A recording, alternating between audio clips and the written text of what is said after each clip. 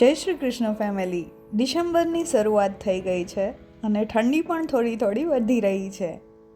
તો આજે આપણે બનાવીશું શિયાળાની સ્પેશિયલ મીઠાઈ, જે ગુજરાતીના ઘરોમાં ટ્રેડિશનલ રીતે દર શિયાળે બનતી હોય છે, એટલે કે સુખડી અથવા તો ગોળ પાપડી, જેમાં આપણે ગુંદ પણ નાખીશું, જેથી શિયાળાની ઠંડીની અસરોથી આપણે બચી શકીએ. સુખડી બનાવવા માટે સૌપ્રથમ મેં એક કડાઈમાં 2 વાટકી જેટલું ઘી લીધું છે. તેમાં 4 વાટકી જેટલો ઘઉંનો ઝીણો લોટ લીધો છે. જે આપણે રોટલી બનાવવા માટે વાપરીએ છીએ તે જ ઘઉંનો લોટ લીધો છે. ઘઉંના લોટને ઘીમાં બરાબરથી શેકી લઈશું.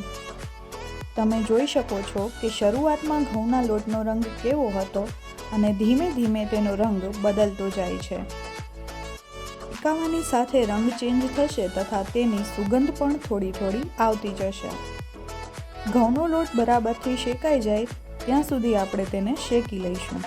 પછી તેમાં અડધી વાટકી જેટલો ગુંદ એડ કરીશું અને ગુંદને આપણે ફૂટવા દેવાનો છે.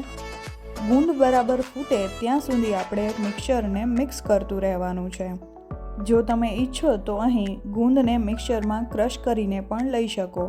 હવે મેં તેમાં 2 થી 3 ચમચી જેટલી વરિયાળી એડ કરી છે.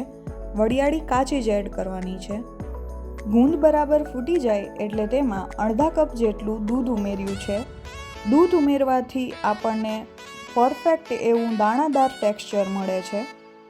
તમે ચાહો તો દૂધના બદલે અહીં 2 ચમચી જેટલી મલાઈ પણ એડ કરી શકો છો. હવે બરાબરથી મિક્સ કરી લેવાનું છે. ત્યારબાદ તેમાં 2 વાટકી જેટલો ગોળ ઉમેરી દેવાનો છે અને બરાબર ગોળ ઓગળે ત્યાં સુધી મિક્સ કરી લેવાનું છે. ત્યારબાદ તેમાં 1 ચમચી જેટલો ઇલાયચી જાયફળનો પાવડર મિક્સ કરી અને ગ્રીસ કરેલી ચોકી અથવા તો ત્રાસમાં આપણે તમામ મિક્સરને ઢાળી દઈશું.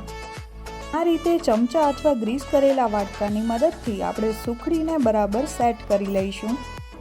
સુખડીના મિક્સરને તમામ ખૂણેથી આવી રીતે ચમચા દ્વારા દબાવીને સેટ કરી લઈશું. બરાબર સેટ કર્યા પછી સુખડી ઉપરથી આપણે થોડી થોડી ખસખસ છાંટી દઈશું, જેથી તેનો લુક પણ સારો આવે અને સ્વાદમાં પણ વધારો થાય. 5 થી 7 મિનિટ સુધી સુખડીને રેસ્ટ આપી અને પછી તેના ચોસલા પાડી લઈશું. તો જોતાં જ ખાવાનું મન થઈ જાય તેવી પોચી અને મોઢામાં રાખ્યા ભેગી મોઢામાં ઓગળી જાય તેવી ગુંદવાળી સુખડી બનીને તૈયાર છે. વધુ આવી રેસિપીઝ માટે મારી ચેનલને લાઈક, સબસ્ક્રાઈબ અને શેર જરૂર કરજો. Thank you for watching. જય શ્રી કૃષ્ણ ફેમિલી.